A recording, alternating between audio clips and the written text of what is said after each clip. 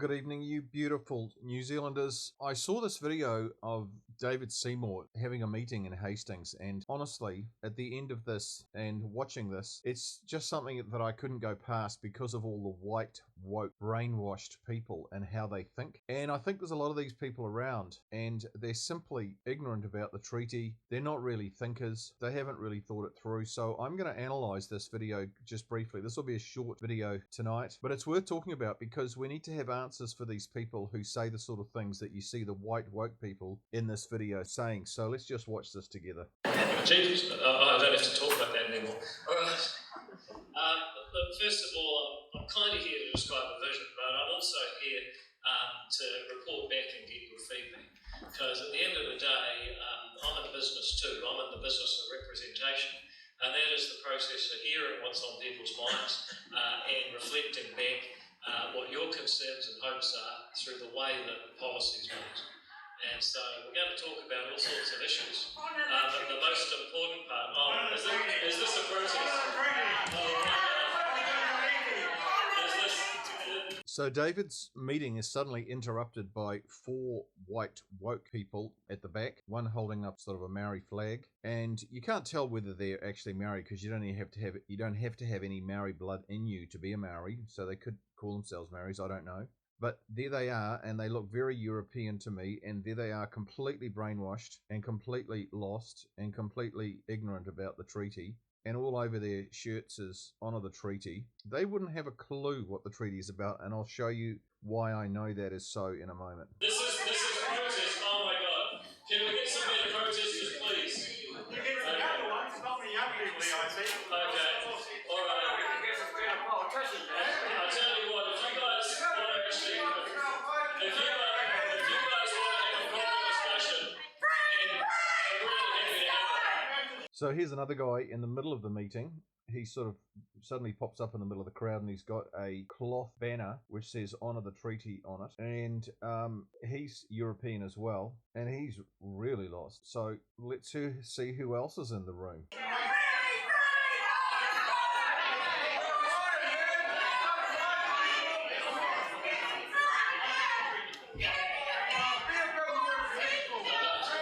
So the camera pans around, and there are three more white-looking European woke people at the front, and they're all saying "Honour te Tiriti." They're all elderly and man alive. There's an interview at the end with them, which is really what I want to get to, because they start to tell us what they really think, and when they start saying that, then we can just see that they are completely in a parallel universe, and they're honestly, seriously, the most treaty-ignorant, confused people on the planet, and I wonder how many of those are out there. So let's keep going. Outside the hooks. So the next thing to happen is that one of the protesters at the back of the meeting is bounced out by the security people. Now this is really interesting for me because we were told never to, in all my 82 stop co-governance meetings last year, never to manhandle. The police said don't manhandle. Anybody out of the meetings will do that. But here is a security company manhandling somebody out of the meeting, and he gets roughed up a little bit, which is so interesting for me, as I said. So let's watch this. Region today. Anyone come from outside the Hawke's Bay?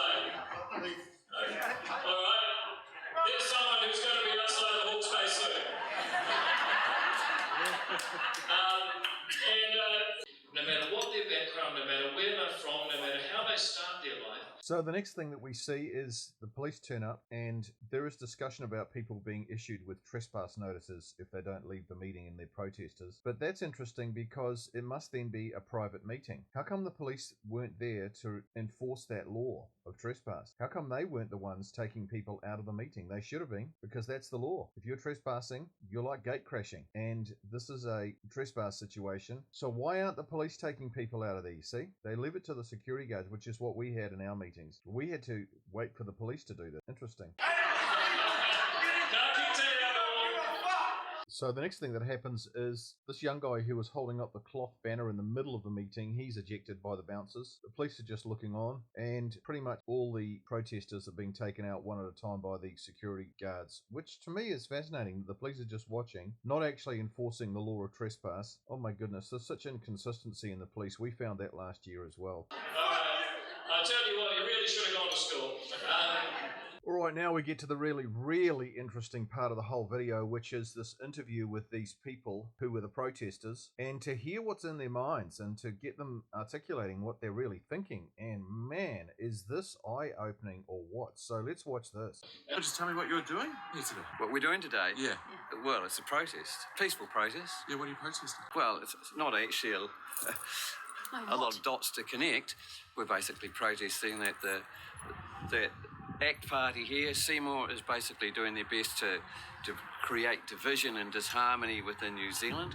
Okay, so here's the truth about David Seymour's bill. Is it really creating racial division or racial unity? The truth is that accusing David Seymour of causing racial division is highly offensive. Well, why is that? Because David's bill is not creating division at all. Absolutely not. In the 1940s and 50s and 60s, New Zealand was, generally speaking, the most racially harmonious country in the world. Our economy was booming. Then Maori activists began to fire up. Not all Maori, I'm talking about activist Maori. In 1974, the Maori Purposes Act changed the definition of what a Maori was. It used to be that to be deemed a Maori, one needed to have 50% or more Maori blood. Suddenly, all that was necessary to be a Maori was to say you were one. This change was made because the number of Maori in New Zealand determines how many Maori seats are in Parliament and what government funding goes to Maori. Non-Maori watching on could see what was happening and where this law change was leading and the corruption, and so the seeds of resentment against Maori were sown. Racial division was spawned. You know what? Most people could see that Maori seats were undemocratic. In a democracy, all citizens are to be treated equally, aren't they? They could see that the Maori race was being treated with favour over all the other races in New Zealand, and that was undemocratic and unfair. Well, racial division intensified. 1 year later, 1975, came the Treaty of Waitangi Act. This put racial division on turbo. For example,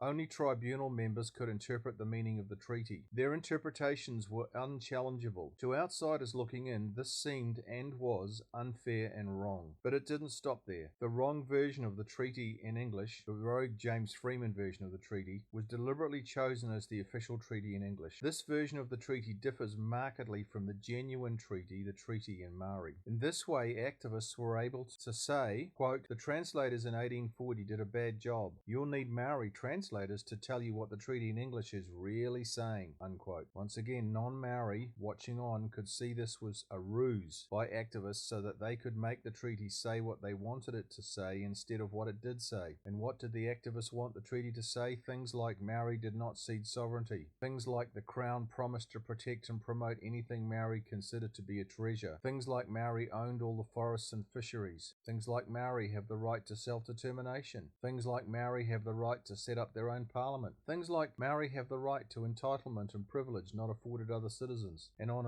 it went. Once again, non-Maori watching on were horrified, but it did not end there. The first talk of the principles of the treaty were introduced in 1975. Once again, principles allowed activists to make the treaty say what it did not say. Resentment against Maori activists flourished, and with it, racial division. The work of the Maori activists was giving good, hard-working Maori a bad name. They were being tainted. Next, in 1984, the Treaty of Waitangi Act was amended to allow claims back to 1840. This was in spite of full and final settlements for all tribes being reached by 1960. Non-Maori watching on were infuriated. The Waitangi Tribunal and the whole settlement process had turned into one gigantic racket. This is how non-Maori perceived it. They saw their hard-earned taxes being squandered on corrupt and specious settlement claims recommended by a Waitangi tribunal which had been hijacked by activists. How bad is that? More and more Kiwis were waking up to this, to the unfairness of it all, to what they saw as the rise of apartheid, separatism, treaty fraud, the plunder of New Zealand, and the destruction of democracy. You know what? They were angry. Non-Maori could see the foxes had got into the henhouse. Racial division went on to turbo. In the 80s, 90s, Maori activists and woke white liberals upped their rhetoric. More corruption followed. In 1986, Hugh Kawharu completed his fraudulent interpretation of the treaty, the floodgates opened. Maori activism morphed into a full-on attack on democracy and a challenge to government itself. Between 1986 and 2020, Maori activists continued to grind away with their goal to take over New Zealand. You know what? No one really believed that they had this goal until 2020, that is. In 2020, the now famous documents He Puapua and Mai Tiki Mai Aotearoa surfaced in Parliament. These documents advertised for all to see that Maori, officially, in writing, stated that they wanted to be in control of New Zealand by 2040. Non-Maori were shocked to the core. They asked, how could this have happened? Who allowed this? Maori activists were blamed, politicians were blamed, but you know what? Nothing changed. Maori activism chugged on, and so did the gravy train. Year by year, more and more carriages were added to this train. Racial division ballooned. Racial division was fueled by other factors too, like the rise of the Maori Party, the Maori Caucus, and Maori MPs like Willie Jackson and ex-MPs like Tuku Morgan. Then there has been the poison injected into New Zealand society by so-called Maori academics like Margaret Mutu. The media joined in, siding with the activists. History-ignorant MPs made things a lot worse by appeasing the activists, pandering to their demands, not reading the room, and accepting the Waitangi Tribunal recommendations without question, scrutiny, or fact-checking. Luxon is one of those MPs leading the charge. Incredibly, he thinks David's bill will create division. Non-Maori watching all this unfold could see things were out of control. The Big Six, I call them, the Maori Party, Maori academics, Maori MPs, the media, and white woke bureaucrats and academics and history-ignorant MPs. These people, these parties, these entities fed the general population of New Zealand at ground level with lies and misinformation. Like all the ills suffered by Maori are caused by colonisation. Like Maori were not performing in society because they are victims of racism by white people. Like New Zealand belongs to Maori and they want it back. Like all Maori land was stolen. Like Maori have been robbed by colonialists. Like all non-Maori are racists. Like hospitals and schools are racist. Like Maori die younger than other ethnicities because New Zealand is a racist country,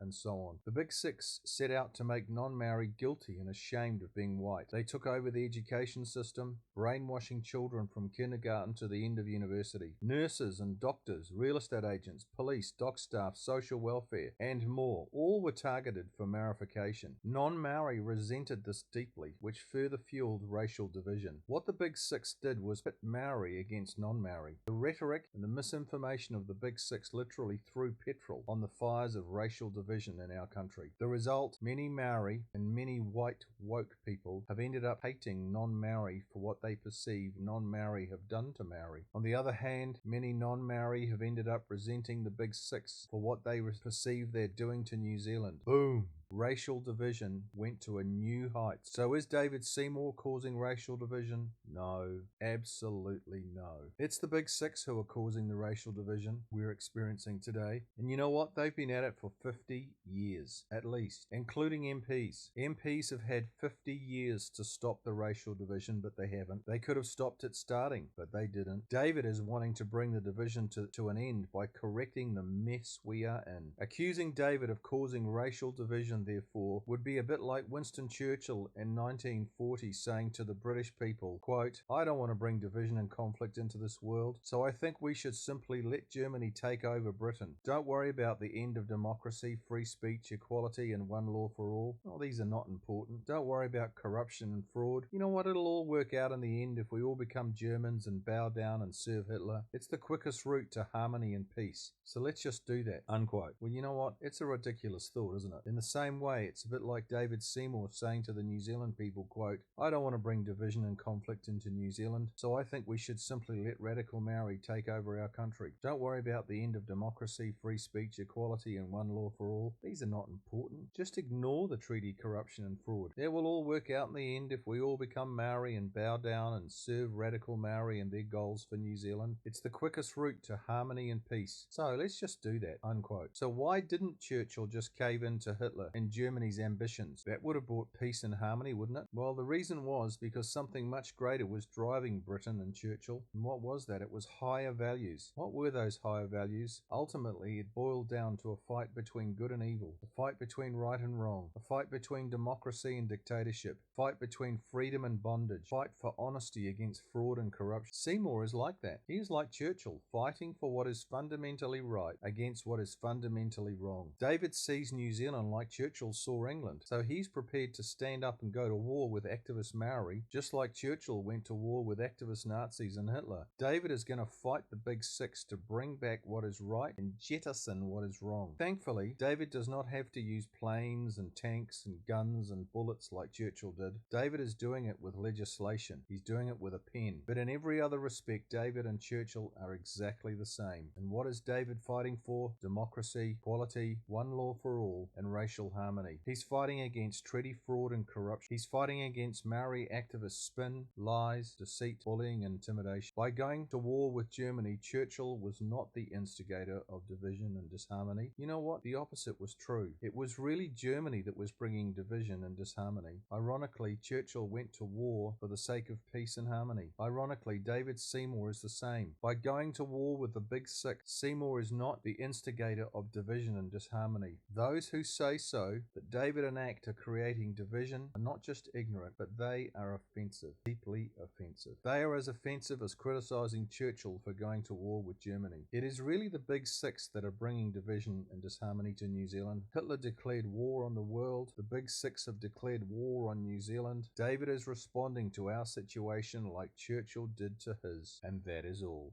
By a sheepdog whistle on racism, and we're very strongly opposed to that. We believe the treaty is incredibly important to New Zealand and the way to build a better future.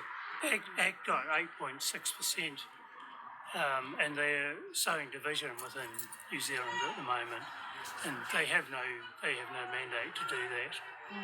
And if there is a referendum, it will only cause more division, and I don't think that's the kind of New Zealand that I want to see.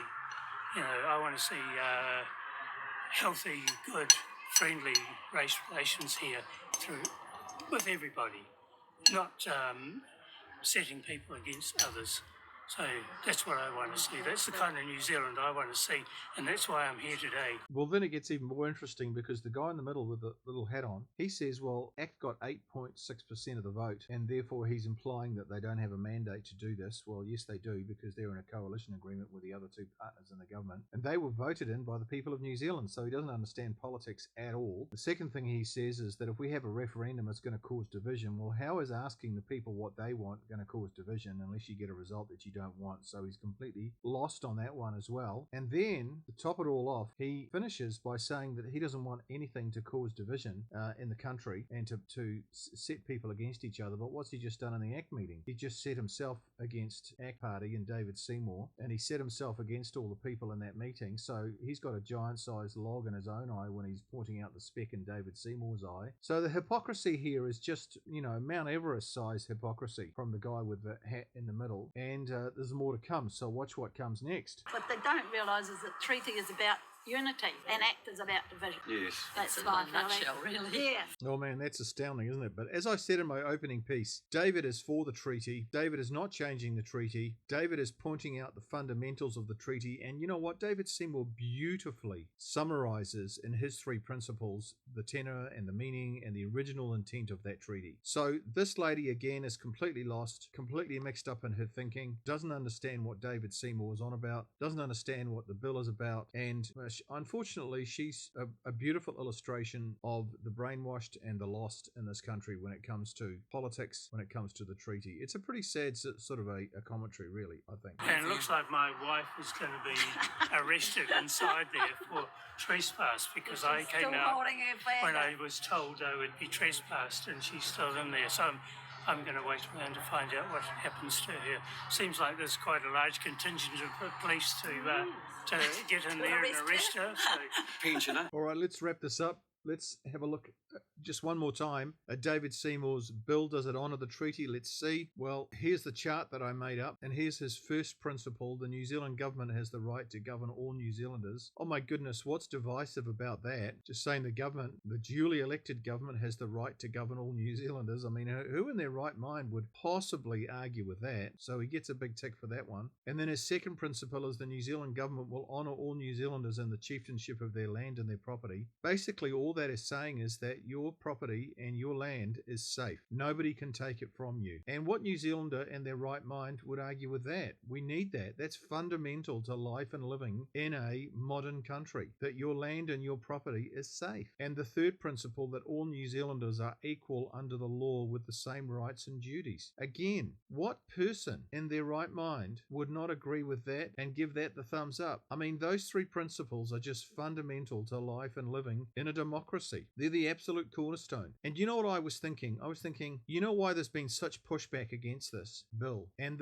the answer is that the New Zealand population has been well and truly brainwashed. This has been going on for 50 years. It has been groomed. It has been subjected to relentless propaganda. And we've just seen the product of that propaganda, of that brainwashing, in the people who we have featured on this video. So we have a lot of work to do. I believe that we can stop this. I believe that we can stop this nonsense that's going on with Maori activism. I believe that we can reclaim New Zealand. I have no doubt about that at all. It's going to take time. And right now, I believe that David Seymour's bill is not dead in the water, like people say, because the only thing that can turn it around is a massive public response in support of that bill. And that's what we're working for. That's what we're going to work towards. So thank you for your help giving out cards. We're doing really well on those. We're up to, I think, about 120,000 cards have gone out, and we just need to get those onto cars and get them out in the public and start really building up a head of steam and getting that support going. Thank you for those of you who are supporting financially. You're absolutely marvelous, and I'm so appreciative. Have a good night.